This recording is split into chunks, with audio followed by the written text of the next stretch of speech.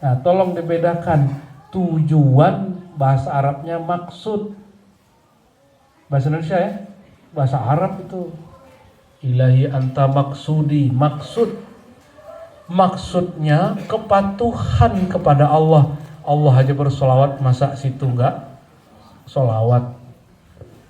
Terus gimana dengan kalam-kalam Habib Fulan, Syekh Fulan, kalau solawat begini rezeki lancar? Itu manfaat solawat, bukan tujuan solawat.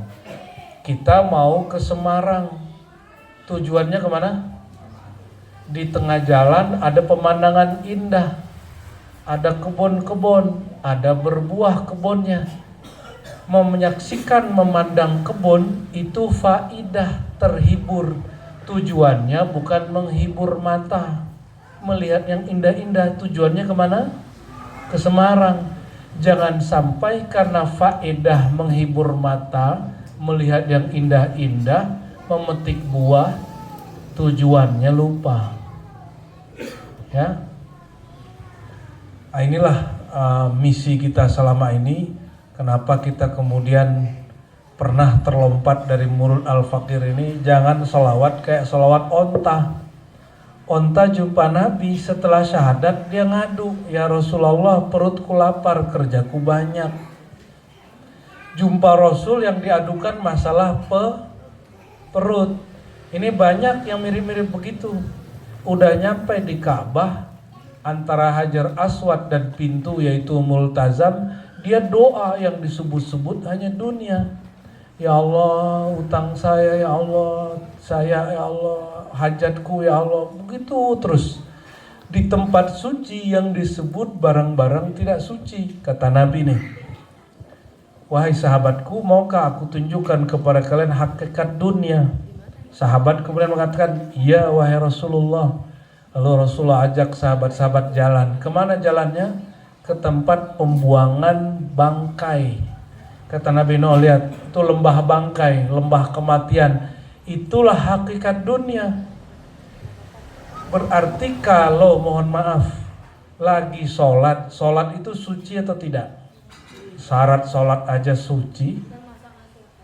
Masuk ke masjid boleh gak kalau lagi berhadas besar?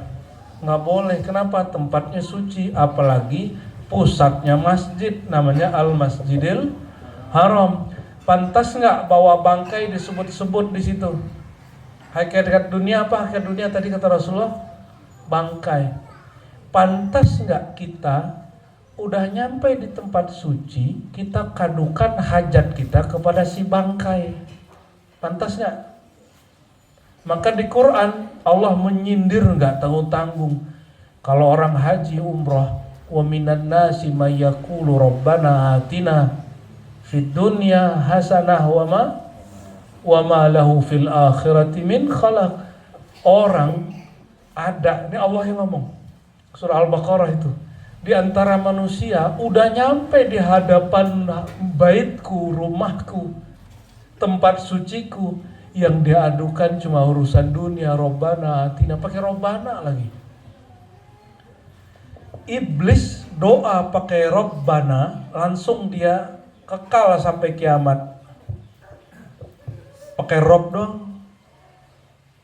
Jadi iblis itu minta ke Allah pakai nama ya Rabbi.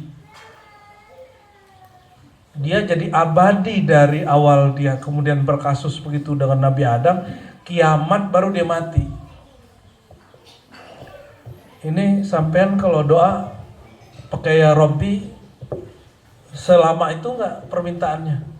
Efek manfaatnya dari awal ada sampai kiamat enggak? Atau cuma utang, hajat yang cuma setahun, 2 tahun, 3 tahun? Itu enggak nyambung. Itu meremehkan nama Allah. Ya. Jadi Allah itu Maha Agung. Kalau kita minta dengan keagungannya disebut Al-Ismul A'zam. Kalau minta kepada yang Maha Agung, mintalah yang hal yang besar-besar.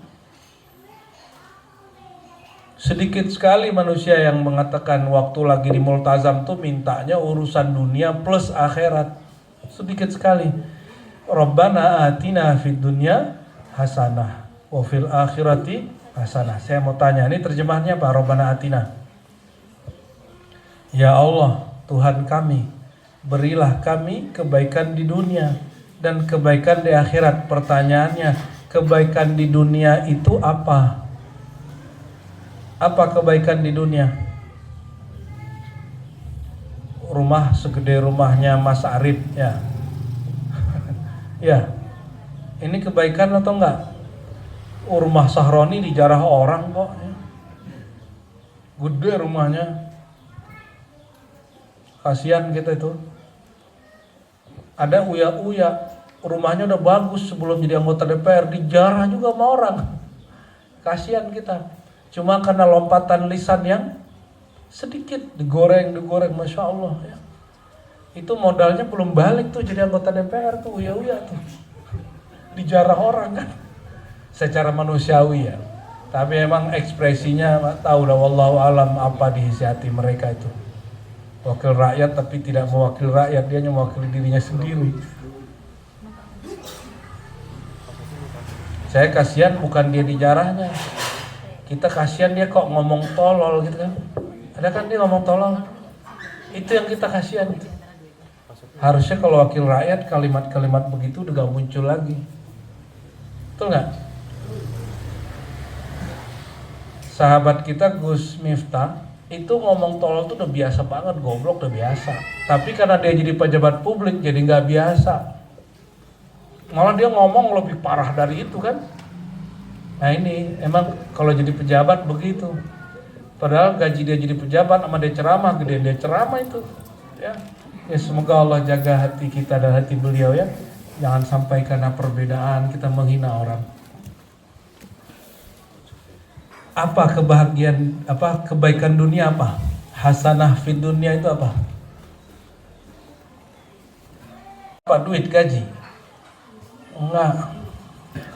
Kebaikan di dunia itu mengenal Allah. Kebaikan di akhirat jumpa dengan Allah. Itu dia.